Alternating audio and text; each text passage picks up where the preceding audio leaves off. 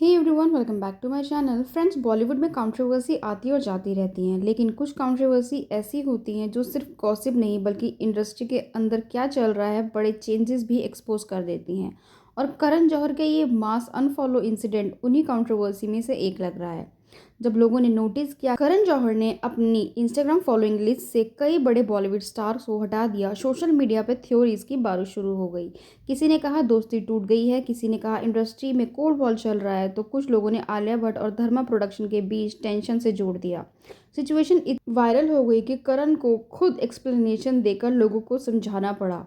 उन्होंने इंस्टाग्राम पर एक स्टोरी लिखी कि it is a digital detox, I am unfollowing everyone to reduce my time and energy spend on grams, this can be national news, for God sake please click bit something else, this is irrelevant. अब अगर surface level पर देखा जाए तो ये explanation बिल्कुल normal लगती है। आजकल बहुत सारे सेलिब्रिटी सोशल मीडिया से ब्रेक लेते हैं। कई लोग अपने स्क्रीन टाइम कम करने के लिए फॉलोअर्स और फॉलोइंग लिस्ट को कम कर देते हैं।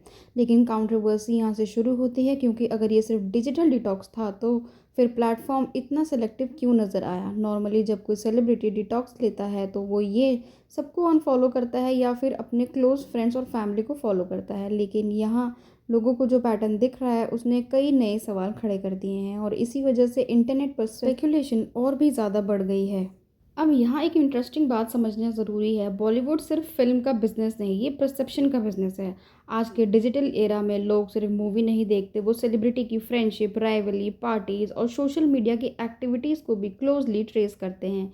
एक इंस्टाग्राम फॉलो और अनफॉलो भी कभी कभी फिल्म के ट्रेलर से ज़्यादा हेडलाइन बना देता है। और अगर किसी को मीडिया अटेंशन जनरेट करना आता है, उस लिस्ट में सबसे आगे नाम करण जौहर का है। करण सालों से बॉलीवुड में पावर सेंटर का फेस रहे हैं। उनके अराउंड हमेशा एक एक्सक्लूसिव सर्कल की इमेज बनी रही है, और इसी इमेज की वजह से उन्हें सबसे ज़्यादा क्रिटिसिज्म भी फेस करना पड़ा। पिछले कुछ सालों में नेपोटिज्म डिबेट ने बॉलीवुड को काफ़ी इम्पैक्ट किया है।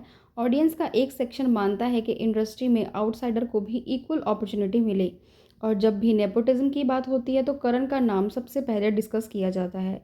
इसी वजह से कुछ लोगों का मानना है कि ये मास अनफॉलो एक इमेज रीसेट एक्सरसाइज भी हो सकता है, यानी एक ऐसी स्ट्रैटेजी जिसके थ्रू पब्लिक परसेप्शन को सब टाइटल चेंज किया जाए।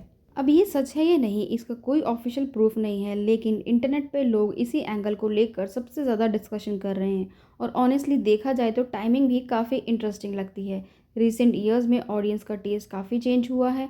अब लोग सिर्फ स्टार पावर से इम्प्रेस नहीं होते, कंटेंट और स्टोरी टेलिंग पहले से ज़्यादा इम्पोर्टेंट हो चुकी है। कई आउटसाइडर एक्टर और इंडिपेंडेंट फिल्म मेकर ऑडियंस के बीच स्ट्रॉन्ग सपोर्ट बिल्ड कर चुके हैं। इसी वजह से प्रोडक्शन हाउस को भी अपनी इमेज और ब्रांडिंग को कॉन्स्टेंटली अपडेट करना पड़ रहा है।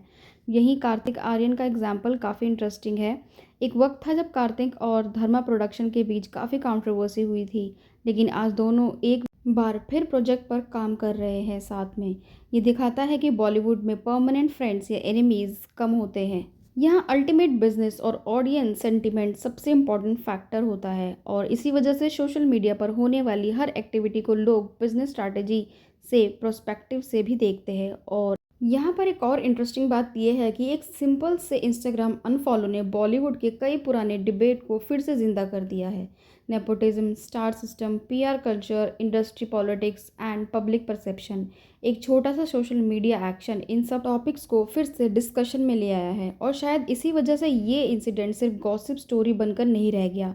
अब सच क्या है ये सिर्फ करण ही जानते हैं। हो सकता है ये जेन्युइनली डिजिटल डिटॉक्स हो, या हो सकता है कोई पर्सनल चॉइस, और हो सकता है कि इंटरनेट की पूरी सिचुएशन को ज़रूरत से ज़्यादा ही एनालाइज कर रहा है। सो फ्रेंड्स, आज की वीडियो में इतना ही। आपका क्या ओपिनियन है? क्या करण जौहर का ये स्टेप सच में डिजिटल डिटॉक्स था, या फिर इसके पीछे कोई बड़ी स्ट्रैटेजी भी हो सकती है? आप अपना ओपिनियन कमेंट बॉक्स में ज़रूर शेयर करना। अगर वीडियो पसंद आया हो तो वीडियो को लाइक करके चैनल को सब्सक्राइब कर लेना। अब मिलेंगे आपसे नेक्स्ट वीडियो में। Till then take care.